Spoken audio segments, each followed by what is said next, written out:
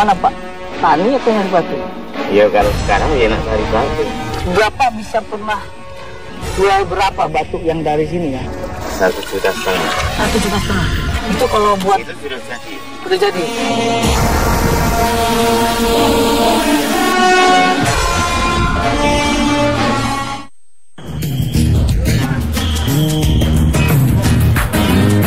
Beragam motif dan corak menjadi daya tarik tersendiri bagi para pecinta batu. Jenis-jenis batu mulia ini memang menimpa di seluruh wilayah Nusantara.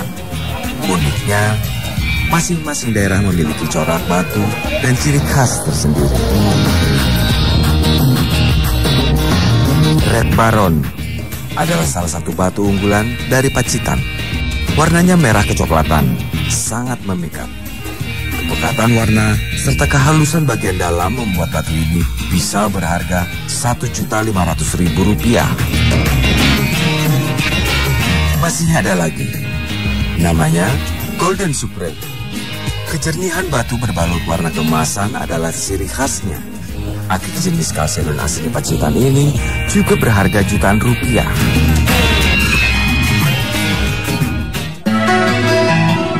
Indonesiaku kali ini mencoba menyusuri garis pegunungan Kars yang ada di Pacitan, Jawa Timur. Daerah yang masih segaris dengan pegunungan Kars di Gunung Kidul, Yogyakarta ini kabarnya menyimpan bebatuan bernilai tinggi. Sampailah saya di daerah selatan Pacitan, tepatnya di muara Sungai Nyiroboyo. Muara sungai yang mendapat julukan Amazon dari Jawa. Di sini, saya harus melewati jalur air untuk sampai ke tempat yang saya tuju. Ya bisa, ada banyak tempat untuk mencari batu mulia di Pacitan ini. Salah satunya saya berangkat dari Pantai Nyiroboyo. Pantai ini merupakan muara dari Sungai Maron yang memang biasanya banyak tempat mencari batu akik. Dari sini, dari Pantai Nyiroboyo ini saya akan naik perahu ada sekitar 1 jam jaraknya ke tempat biasa warga juga mencari batu akik. Kita lihat, mudah-mudahan ada memang warga yang sedang mencari. Meski cukup jauh, muara sungai adalah pintu masuk yang paling mudah dilalui untuk sampai ke titik pencarian. Sungai Nyiroboyo terletak di Kecamatan Donorjo. Daerah ini sudah sejak 10 tahun dikenal sebagai pusat batu akik kalsedon di Pacitan. Setelah beberapa jam berlalu, sampailah kami di tempat tujuan.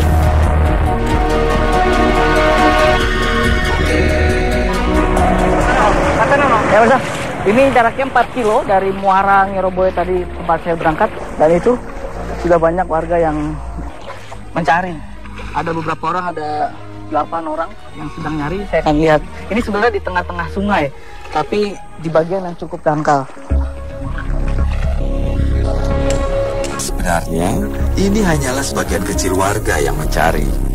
Sejak akhir tahun lalu, ada larangan bagi pendatang dan warga dari luar Nyiroboyo untuk berburu akik di sini.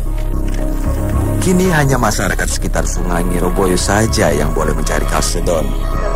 Hari ini, sungai cukup bersahabat. Air mengalir jernih dan tak terlalu dalam. Dari delta kecil di tengah aliran sungai inilah, warga mulai mencari batu. Para pencari batu ini tahu betul cara mendapatkan batu yang berkualitas. Beberapa di antara mereka hanya mencari di permukaan.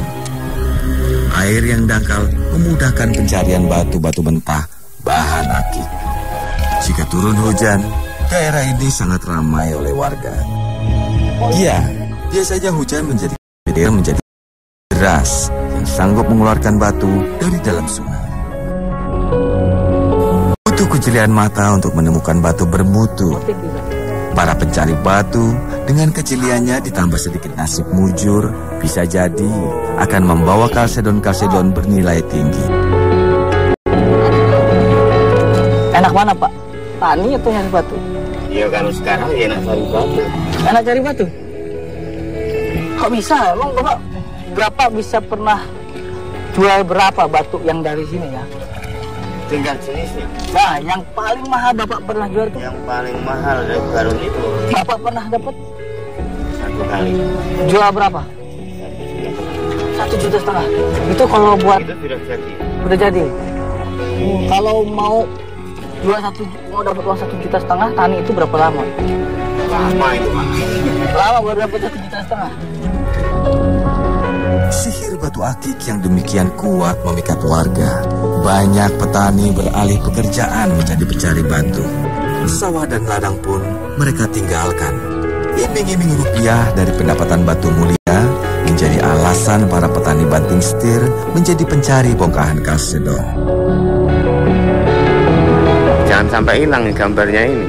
Ini ya? Iya. Ini bagus. Ini kalsedon nih. Kalsedon. Ya, Mirza, ini saya cuma nyari di sekitaran saya turun perahu tadi. Ya. Nggak sengaja nyari-nyari di dalam air, dapat yang cukup jernih seperti ini. Jenis kalsedon, salah satu batu yang terkuat di dunia. Dan ini cukup jernih Pak ya dalam. Iya, jernih. Ini kalau dibelah jadinya warna apa? Putih. Putih. Bagus ya. Ini bisa jadi 3 cincin ya Pak? Bisa. Kalau masing-masing harganya 1 juta lumayan Pak? Ya, sekitar itu nanti. Sampai 1 juta? Lumayan juga ya. Namun tidak bisa dipungkiri, demam mencari batu membuat wajah sungai berubah. Rasa nggak? Kan Bapak yang orang sini asli ya? Iya, iya. Sungainya jadi lebih rusak, nggak kayak dulu lagi. Terus airnya juga jadi lebih keruh. Gimana tuh Pak? Nah, itu keluhannya dari masyarakat sini. Kan dulu itu waktu cari pertama itu kan ngerong-ngerong itu Pinggiran? Nolaknya pinggiran. Oh. Stop itu karena itu. Stop karena itu. Tapi Bapak sekarang nggak ngambil di pinggir-pinggir situ lagi? Enggak. Enggak ya? Walaupun ntar bikin-bikin lubang gini juga nggak masalah? Ya ini bukan masalah, jadi masalah nanti kalau orang lain cari. Kalau orang nyari ya? Ya, Jadi kalau terlalu banyak juga bahaya buat sungai. ya karena ya orang masyarakat itu ya itulah orang banyak itu kan ada yang susah, ada yang gampang. Ada yang nggak tahu aturan gitu kan, bukan kampung dia juga. Ya udahlah nggak apa-apa ya. Bak si malakama antara berkah dan musibah. Selain menjadi rezeki sebagian warga, namun nyatanya eksplorasi batu akik membuat ekosistem sungai menjadi rusak. Selain Donorjo, demam batu akik juga terjadi di daerah Lorok. Sungai selebar 30 meter ini menjadi tempat favorit para pecinta batu. Di sini, para pelajar pun ikut berburu batu. Lokasi ini menjadi tempat anak-anak sekolah dasar menghabiskan waktu sepulang dari sekolah. Ini tentu sedikit mengkhawatirkan.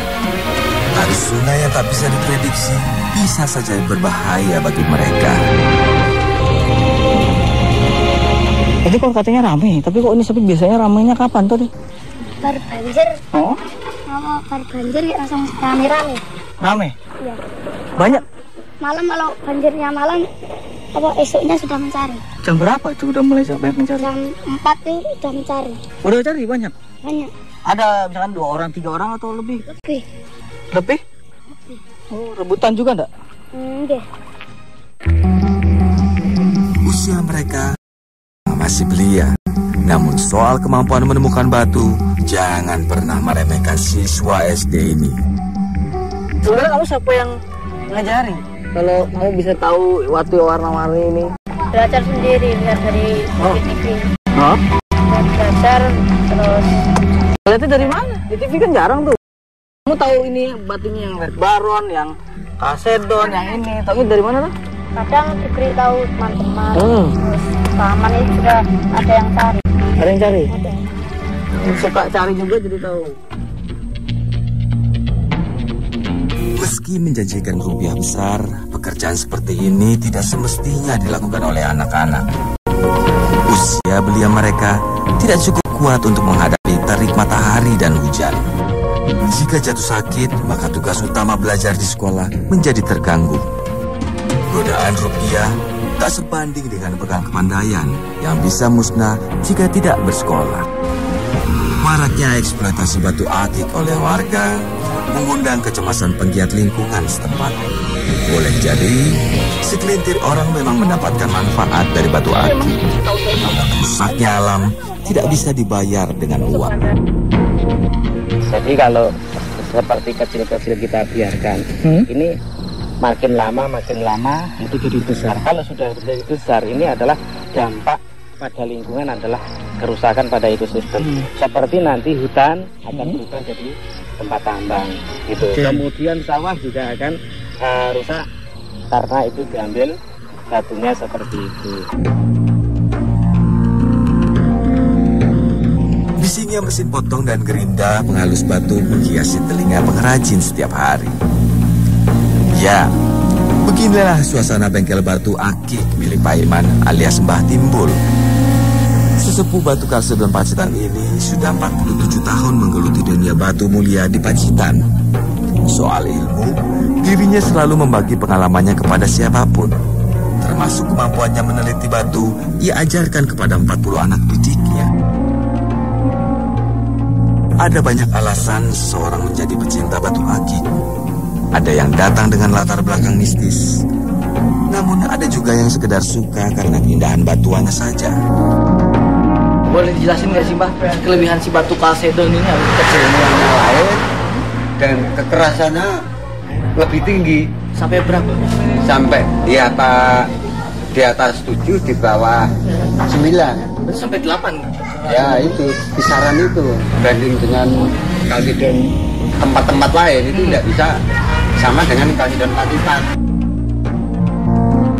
Jika dirunut dari proses terbentuknya batu Kalsedon, maka batu ini termasuk golongan batu yang terbentuk akibat aktivitas hidrotermal dalam perut bumi.